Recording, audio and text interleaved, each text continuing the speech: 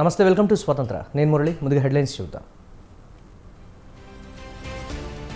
పల్నాడులో పరిస్థితులు అదుపులోనే ఉన్నాయి. స్ట్రాంగ్ రూమ్ల వద్ద 3 అంచెల భద్రత ఏర్పాటు చేశామన్న సీఈఓ.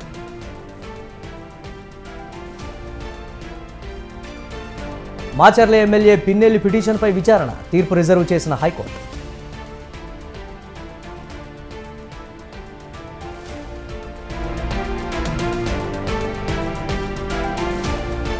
తెలంగాణ రాష్ట్ర అవతరణ దినోత్సవ ఏర్పాట్లపై సీఎస్ సమీక్ష, అత్యంత వైభవంగా నిర్వహించాలని సీఎస్ ఆదేశం.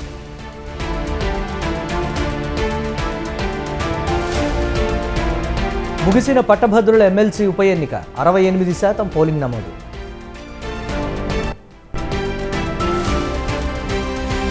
మోదీ ప్రధాని కావడం కష్టం, ఇది నా గ్యారంటీ అన్న రాహుల్.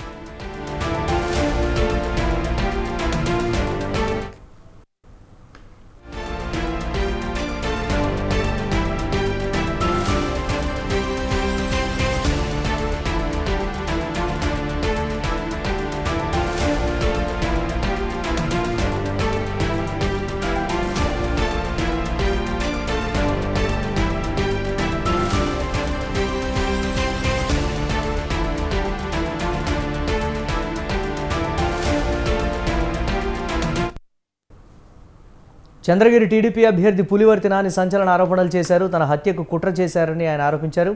వైసీపీ నేత చెవిరెడ్డి భాస్కర్ రెడ్డిపై విరుచుకుపడ్డారు. దేశంలో చెవిరెడ్డిని మించిన మహానటుడు లేరని సెటైర్లు వేశారు. సమ్మెటతో కొట్టడం వల్ల తన తల భుజంపై గాయాలయ్యాయన్నారు. నామినేషన్ రోజు వైసీపీ నేతలే రాళ్లు వేశారని ఆరోపించారు. 2014 నుంచి చంద్రగిరిలో దొంగ ఓట్లతో రాజకీయం చేస్తున్నారని ఆరోపించారు. చెవిరెడ్డిలా తాను ఎర్రచందనం వ్యాపారం చేయలేదన్నారు. పైన దాడి జరిగినాక ఆయన నడుచుకొని తిరిగి ఇంటికి వెళ్ళి షర్టు ప్యాంటు మార్చుకున్నాడు.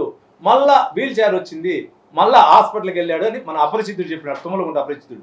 మా తుమ్మలగుంట అంటే తుమ్మలగుంట కూడా చంద్రగిరి కాన్స్టిట్యున్సీ కాబట్టి అన్న తుమ్మలగుంట అపరిచితుడు చెప్పాడు.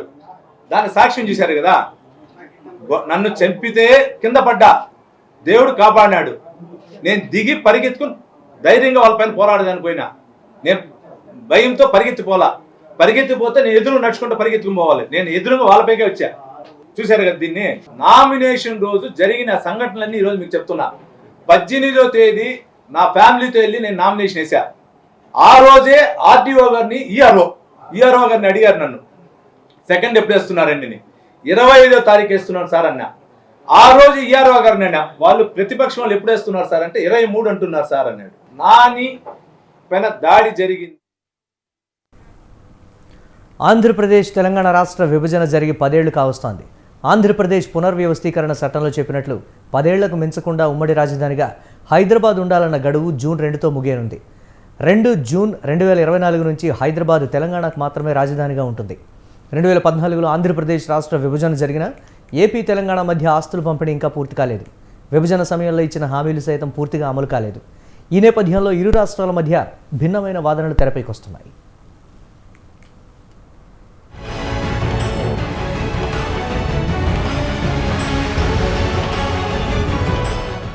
తెలుగు రాష్ట్రాల మధ్య పెండింగ్లో ఉన్న సమస్యల పరిష్కారానికి తెలంగాణ ముఖ్యమంత్రి రేవంత్ రెడ్డి ప్రాధాన్యం ఇవ్వడంతో హైదరాబాద్ను ఉమ్మడి రాజధానిగా కొనసాగించాలని ఏపీకి చెందిన కొందరు నేతలు కేంద్రంపై ఒత్తిడి పెంచారు.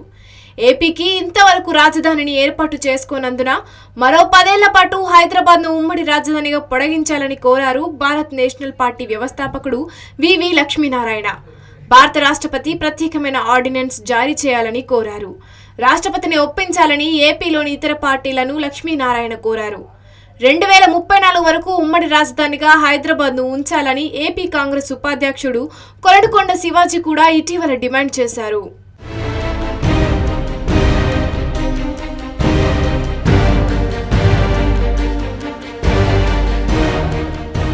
తాజాగా తెలంగాణ ముఖ్యమంత్రి రేవంత్ రెడ్డి ఆంధ్రప్రదేశ్కు కేటాయించిన భవనాల స్వాధీనంపై కీలక ఆదేశాలు జారీ చేశారు. ఉద్యోగులు, ఆస్తులు, అప్పుల విభజనపై నివేదిక ఇవ్వాలని సీఎం రేవంత్ అధికారులను ఆదేశించారు. 2 రాష్ట్రాల సయోధ్యతో ఉద్యోగుల బదిలీ సమస్యను పరిష్కరించాలన్నారు సీఎం రేవంత్. క్లిష్టమైన అంశాల రాష్ట్ర ప్రయోజనాలు కాపాడేలా కార్యాచరణ ఉండాలని స్పష్టం చేశారు. జూన్ తర్వాత ఏపీ ఆధీనంలోకి లేక్ వ్యూ గెస్ట్ హౌస్ వంటి భవనాలను స్వాధీనం చేసుకోవాలని సీఎం రేవంత్ రెడ్డి ఆదేశాలు జారీ చేశారు. సీఎం ఆదేశాల మేరకు పెండింగ్ అంశాలపై పరిష్కారానికి కార్యాచరణ తయారు చేసినట్లు తెలుస్తోంది.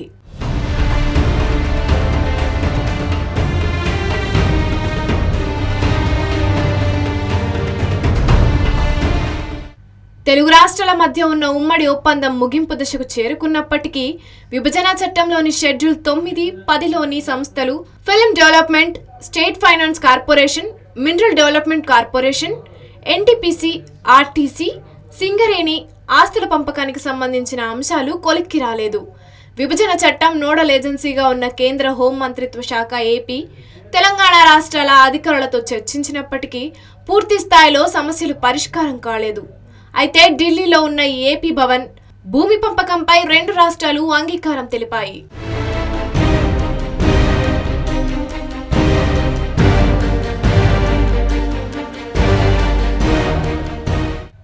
ఆంధ్రప్రదేశ్ రాజధాని అంశం ఇంకా పూర్తి కాకపోవడంతో ఇప్పటికీ ఉద్యోగులు అటు హైదరాబాద్, ఇటు విజయవాడ చుట్టూ ప్రదక్షిణలు చేస్తున్నారు. ఏపీ, తెలంగాణ మధ్య విద్యుత్ బకాయిలు, ఉద్యోగుల కేటాయింపు పెండింగ్లో ఉంది. మరోవైపు ఏపీకి చెందిన ఉద్యోగులు తెలంగాణలో 1200 మంది వరకు ఉన్నారు. ఏపీ నుంచి తెలంగాణకు వెళ్లాల్సిన ఉద్యోగులు 1600 మందికి పైగా ఉన్నారు. విద్యుత్ ఉద్యోగుల కేటాయింపుపై సుప్రీంకోర్టు కూడా తీర్పు ఇచ్చింది. కానీ పూర్తి స్థాయిలో అమలు కాలేదు.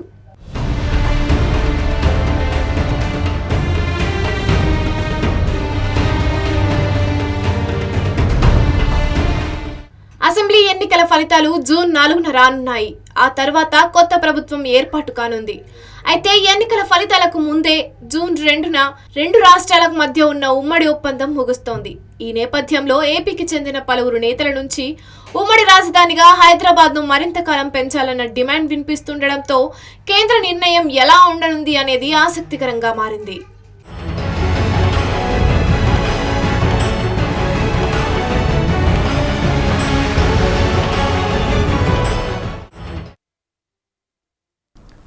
ఎన్నికల ఖర్చు కోసం బీఆర్ఎస్ అధిష్టానం ఫండ్ ఇచ్చింది. ఆ ఫండ్ను ఖర్చు చేసి విజయం సాధించాలని ఆదేశించింది. అయినప్పటికీ బీఆర్ఎస్ పార్లమెంట్ అభ్యర్థులు ఖర్చు చేయలేదని పార్టీలోనే చర్చ మారింది. అలాగే అభ్యర్థుల తీరుపై పార్టీ అధిష్టానం అసంతృప్తిగా ఉందనే టాక్ నడుస్తోంది. బీఆర్ఎస్ హైకమాండ్ ఇచ్చిన ఫండ్ను అభ్యర్థులు ఎందుకు ఖర్చు చేయలేదు? పరిస్థితులు అనుకూలంగా లేవని భావించే ఖర్చుకు వెనుకాడారా? Watch the story.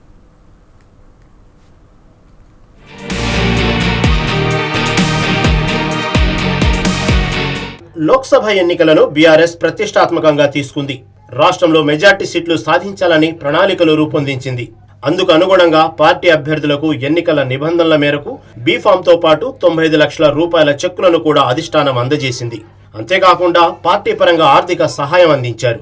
రాష్ట్రంలో 17 పార్లమెంట్ సెగ్మెంట్లలో, అందులో కరీంనగర్, చేవెళ్ల, మెదక్, పెద్దపల్లి, ఖమ్మంలో పార్టీ నుంచి పోటీ చేస్తున్న అభ్యర్థులు పార్టీ ఇచ్చిన ఫండ్స్ ను ఖర్చు చేయగా, మిగిలిన నియోజకవర్గాల్లో ఆశించిన స్థాయిలో పార్టీ ఫండ్ ను ఎన్నికలకు ఖర్చు చేయలేదని చర్చ జరుగుతోంది. ఇదే విషయాన్ని పార్టీ నేతల నుండి బహిరంగంగానే టాక్ వినిపిస్తోంది.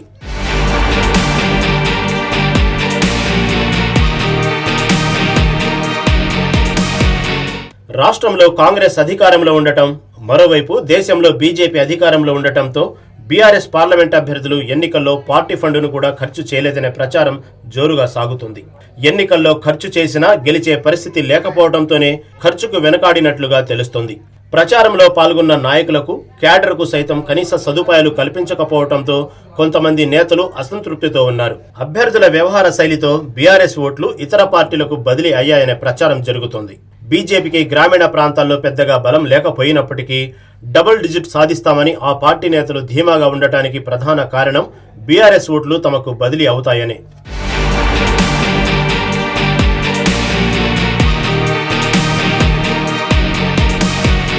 బీఆర్ఎస్ అధినేత కేసీఆర్ ను సీఎం రేవంత్ టార్గెట్ చేయడంతో ఎలాగైనా కాంగ్రెస్ ను ఓడించాలనుకున్న బీఆర్ఎస్ శ్రేణులు తమ ఓట్లను బీజేపీకి వేయడంతో పాటు పార్టీ కార్యకర్తలు అభిమానులతోనూ ఓట్లు వేయించారనే ప్రచారం జరుగుతోంది. లోక్సభ ఎన్నికలు జాతీయ స్థాయి ఎజెండాకు సంబంధించిన ఎన్నికలు కావడం, బీఆర్ఎస్ అభ్యర్థులు గెలిచినా పెద్ద ఉపయోగం లేదని భావించిన ఓటర్లు ఆ ఓట్లను బీజేపీకే వేశారనే చర్చ జరుగుతుంది. బీఆర్ఎస్ అధిష్టానం ఎక్కువ స్థానాలు గెలుస్తామని భావిస్తున్నా అభ్యర్థుల తీరు ఎన్నికల ఫలితాలపై ప్రభావం చూపే అవకాశం ఉందని గులాబీ పార్టీ శ్రేణుల్లో టాక్ నడుస్తోంది.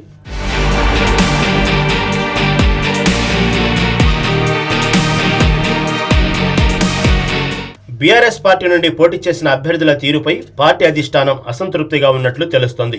గెలుపే లక్ష్యంగా బీఆర్ఎస్ లోక్సభ ఎన్నికలకు వెళ్లింది. సామాజిక వర్గాల వారీగా టికెట్లు కేటాయించింది. లోక్సభ పరిధిలో ఎవరు బలంగా ఉన్నారని వివరాలు సేకరించి ఆ వర్గానికి టికెట్లు ఇచ్చింది. వారికి ఓటర్ల లిస్టు ప్రకారం ప్రణాళికలు రూపొందించింది. అభ్యర్థులు మాత్రం గెలిపించాల్సిన బాధ్యత కూడా పార్టీదే అనే ధోరణి అవలంబించి పార్టీ ఇచ్చిన ఫండ్ కూడా ఎన్నికల ప్రచారానికి ఉపయోగించలేదనే సమాచారం.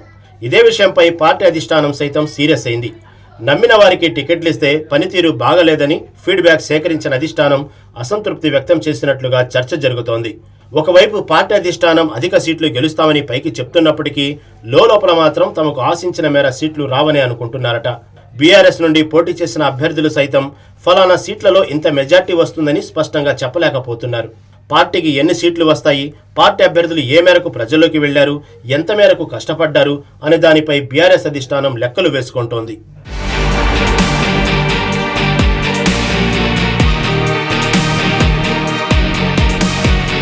పార్లమెంట్ ఎన్నికల్లో అత్యధిక స్థానాలు సాధించి కేంద్రంలో కీలక పాత్ర పోషిస్తామని కేసీఆర్ అంటుండగా, మరోవైపు ఓటింగ్ సరళి అభ్యర్థుల పెర్ఫార్మెన్స్ ను బట్టి బీఆర్ఎస్ పార్టీకి ఎన్ని స్థానాలు వస్తాయో చూడాలి.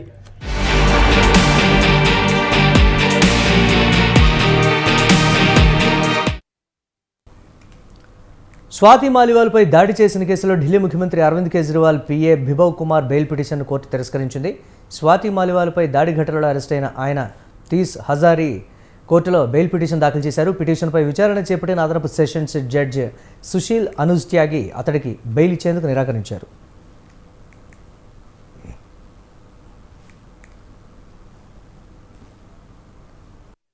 ఢిల్లీ సీఎం అరవింద్ కేజ్రీవాల్ సహాయకుడు బిభవ్ కుమార్ బెయిల్ పిటిషన్పై నేడు హజారీ కోర్టులో విచారణ జరిగింది. సీఎం నివాసంలో సీసీ కెమెరాలు లేని ప్రదేశాన్ని ఎంచుకొని అక్కడే దాడి జరిగినట్లు మహిళా ఎంపీ చెబుతున్నారని బిభవ్ తరపు న్యాయవాది ఆరోపించారు. అక్కడ రికార్డింగ్ సాధనాలు లేవన్న విషయం ఆమెకు తెలుసునన్నారు.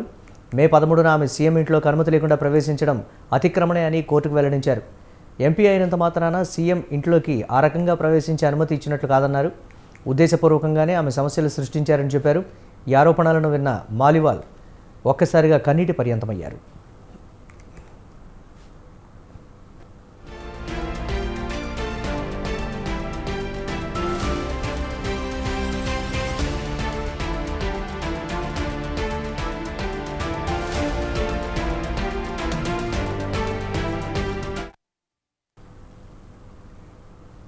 రెమాల్ తుఫాను పశ్చిమ బెంగాల్పై విరుచుకుపడింది. జోరు వానలతో అతలాకుతలం చేసింది. ఎటు చూసినా వరద నీటితో జలప్రళయం సృష్టించింది.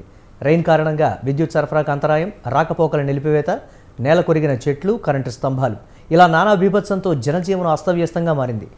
ఒక్క పశ్చిమ బెంగాల్లోనే కాదు, పలుచోట్ల కూడా వానలు కురుస్తున్నాయి. ఇక తెలంగాణలో అయితే గాలివాన తన ప్రతాపాన్ని చూపిస్తోంది.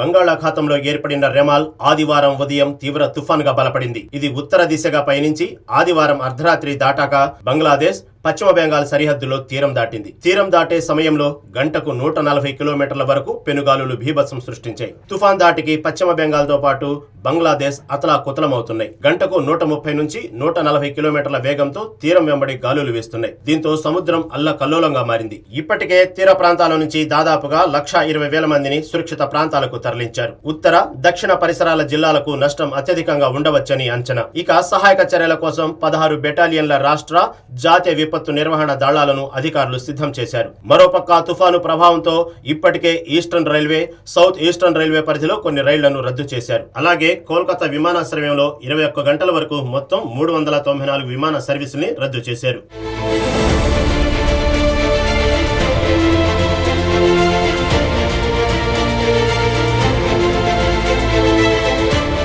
అటు బంగ్లాదేశ్ పై కూడా రెమాల్ ప్రభావం పడింది. దీంతో పేరా, మోంగ్లా పోర్టులో అత్యంత ప్రమాదకరమైన 10వ నెంబర్ సూచి జారీ చేశారు. కోక్స్ బజార్, చిట్టోగ్రామ్ పోర్టులో 9వ నెంబర్ హెచ్చరిక జారీ అయింది. ఇక సముద్రంలో కెరటాలు సాధారణం కంటే 8 నుంచి 10 అడుగుల ఎత్తులో ఎగిసిపడుతున్నాయి. తుఫాను కారణంగా చిట్టగాంగ్ ఎయిర్పోర్ట్ లో కూడా విమాన సర్వీసులు రద్దు చేశారు. రెమాల్ ఇప్పుడిప్పుడే విడిచిపోదని, మరో 48 గంటల్లో పశ్చిమ బెంగాల్, ఒడిశాపై ప్రభావం చూపుతుందని, ఈ కారణంగా భారీ నుంచి అతి భారీ వర్షాలు కురుస్తాయని వాతావరణ శాఖ హెచ్చరించింది. అలాగే అస్సోం, మేఘాలయ, మణిపూర్, త్రిపుర, అరుణాచల్ ప్రదేశ్, నాగాలాండ్ రాష్ట్రాల్లోనూ విస్తారంగా వర్షాలు కురుస్తాయని తెలిపింది.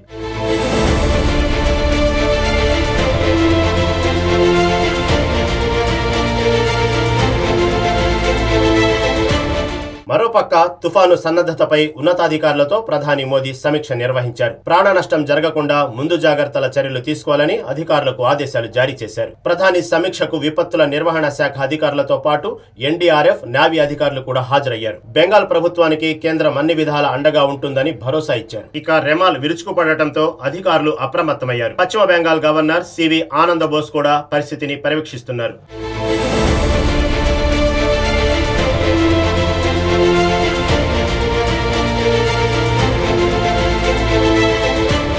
మరోపక్క తెలంగాణలో గాలి, వాన బీభత్సం 14 మందికి పైగా ప్రాణాలను బలి తీసుకుంది. బంగాళాఖాతంలో ఏర్పడిన అల్పపీడనం రెమాల్ ప్రభావంతో రాష్ట్రంలో పలు చోట్ల అకాల వర్షాలు కురుస్తుండగా ఈదురుగాలులు వీస్తున్నాయి. ఈ బీభత్సానికి ఒక్క నాగర్ కర్నూలు జిల్లాలోనే వేర్వేరు ఘటనలో 8 మంది మృత్యువాత పడ్డారు. ఇక తుఫాను ప్రభావంతో ఏపీలోని కాకినాడ జిల్లా కొత్తపల్లి మండలంలోని తీర ప్రాంతాల్లో కెరటాలు ఉవ్వెత్తున ఎగిసిపడ్డాయి. ఉప్పాడ, మాయపట్నం, సూరాడపేట, కొనపాపపేట తదితర చోట్ల సముద్రం ముందుకు చొచ్చుకొచ్చింది. దీంతో ఉప్పాడ, కాకినాడ బీచ్ రోడ్డుపై రాకపోకలు నిలిపేశారు. మత్స్యకారులు వేటకు వెళ్లొద్దని సూచించారు. రెమాల్ ప్రభావంతో రాష్ట్రంలో పలు చోట్ల ఉష్ణోగ్రతలు 6 నుంచి 9 డిగ్రీలు పెరగటంతో ఉక్కపోతతో జనం అల్లాడుతున్నారు. రానున్న రోజుల్లో గరిష్ట ఉష్ణోగ్రతలు 2 నుంచి 4 డిగ్రీలు పెరిగే అవకాశం ఉందని అమరావతి వాతావరణ కేంద్రం పేర్కొంది. పలు ప్రాంతాల్లో తేలికపాటి నుంచి ఓ మోస్తారు వర్షాలు కురుస్తాయని తెలిపింది. 72 మండలాల్లో తీవ్ర వడగాలులు, 200 మండలాల్లో వడగాలులు వీచే అవకాశం ఉందని వాతావరణ శాఖ అలర్ట్ చేసింది.